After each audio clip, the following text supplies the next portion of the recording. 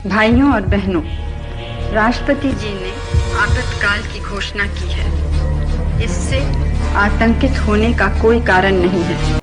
Part 18 of the Constitution talks about emergency. Article 352 से 360 जो है वो पूरा इमरजेंसी का एक पार्ट है कॉन्स्टिट्यूशन के अंदर। In Indian constitution there are 3 types of emergency.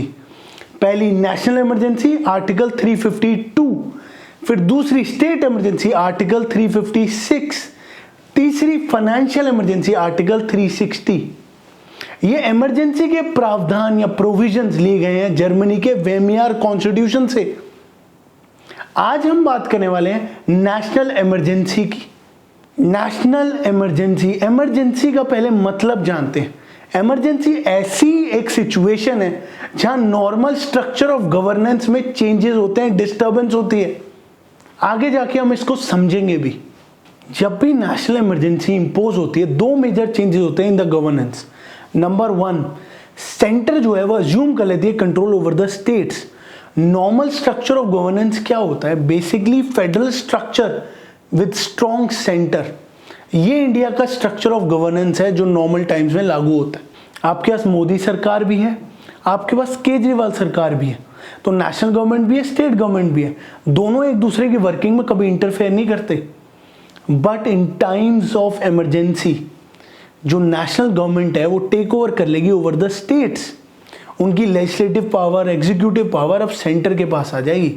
दूसरा मेजर चेंज, आपके फंडामेंटल राइट्स जो हैं वो सस्पेंड हो जाते हैं एक्सेप्ट आर्टिकल 20 एंड 21। बिफोर 1978 मतलब 42nd अमेंडमेंट से पहले आपके सारे फंडामेंटल राइट सस्पेंड हो जाते थे जैसे ही इमरजेंसी लागू होती थी। बट आफ्टर 1978 आर्टिकल 21 और 20 सस्पेंड नहीं हो सकते चाहे इमरजेंसी लागू हो।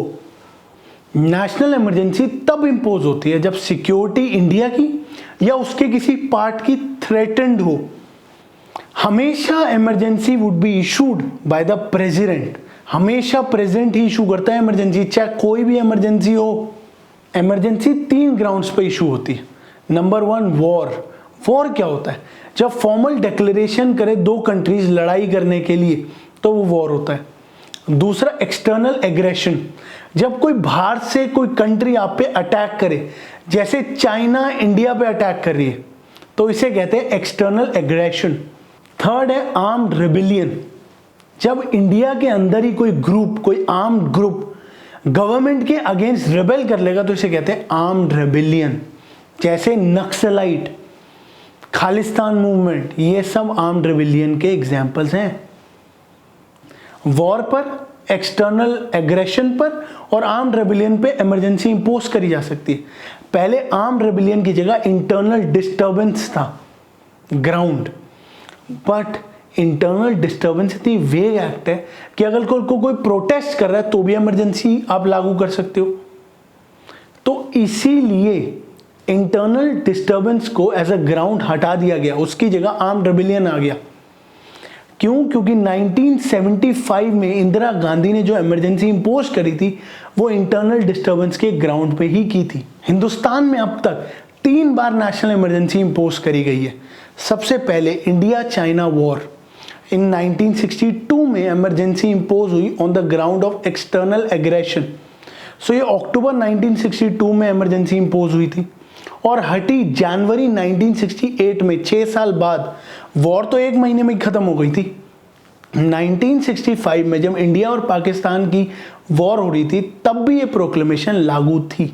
दूसरी प्रोक्लेमेशन हुई इंडिया पाकिस्तान वॉर इन 1971 में। सो दिसंबर 1971 में प्रोक्लेमेशन इशू हुई on the ground of external aggression. तीसरी इमरजेंसी इंपोज हुई by Indira Gandhi on the ground of internal disturbance in 1975। 1971 की इमरजेंसी और 1975 की इमरजेंसी दोनों रिवोक हुई मार्च 1977 में। लोग परेशान हो गए थे कि इतने लंबे समय से उनके फंडामेंटल राइट सस्पेंडेड थे। अब जानने वाले हैं what is the process of issuing emergency और क्या प्रोसीजर है रिवोक करने का। Emergency is always imposed by the president on the written recommendation of the cabinet. तो कैबिनेट रिकमेंड करेगा प्रेसिडेंट को इंपोज करने के लिए इमरजेंसी।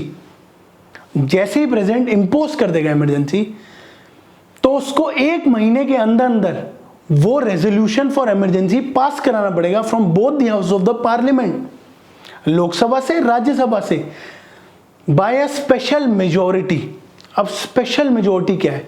स्पेशल मेजोरिटी के लिए 2 कंडीशन फुलफिल करनी जरूरी है। सबसे पहले पार्लियामेंट में 2/3 लोग प्रेजेंट हो और वोट करने के लिए एलिजिबल हो। उनमें से आपको 51% सपोर्ट में अपने वोट्स गैदर करने होंगे। 51% person should agree that proclamation की सर्कमस्टांसेस हैं, तो फिर इमरजेंसी 6 महीने के लिए लागू हो जाएगी। अगर पास करा लेते तो 6 महीने तक, अगर नहीं पास करा पाते तो 1 महीने के अंदर अंदर खत्म हो जाएगी। कोई मैक्सिमम टर्म नहीं है इमरजेंसी कितने टाइम तक चल सकती है, बट हर 6 महीने के बाद आपको सब्सिक्वेंट अप्रूवल्स लेने पड़ेंगे फ्रॉम दी पार्लियामेंट। अब बात करने वाले हैं कब इमरजेंसी वापस ली जा सकती है। देखो, जो इमरजेंसी इशू करता है वो तो हमेशा वापस ले सकता है। प्रेसिडेंट अगर इशू कर रहा है तो कभी वापस ले सकता है, बट नेशनल इमरजेंसी के केस में लोकसभा को भी पावर है कि वो भी रिवोक कर सकते हैं इमरजेंसी को। अब जानते हैं 44th अमेंडमेंट में क्या क्या चेंजेस हुए। नंबर 1, अगर ग्राउंड इंटरनल डिस्टर्बेंस को हटाकर आर्म्ड रिबेलियन कर दिया गया। दूसरा, कैबिनेट की रिटन रिकमेंडेशन जरूरी है अगर प्रेसिडेंट को इमरजेंसी इंपोज करनी है। तीसरा, initial validity before parliamentary approval को 2 महीने से 1 महीना कर दिया गया। चौथा, हर 6 महीने बाद अगर इमरजेंसी को कंटिन्यू करना है तो पार्लियामेंट्री अप्रूवल्स लेने पड़ेंगे। पांचवा, लोकसभा को भी रेवोकेशन करने की पावर मिल गई। ये सब इसलिए हुआ था कि मिसयूज को रोकना, जो इमरजेंसी पावर है उसका मिसयूज ना हो। अगर ये वीडियो आपको पसंद आती है उसे लाइक करो और अपने दोस्तों के साथ शेयर करो, और ऐसी इंपॉर्टेंट लीगल अपडेट्स के लिए इस चैनल को सब्सक्राइब करो। Thank you and see you again.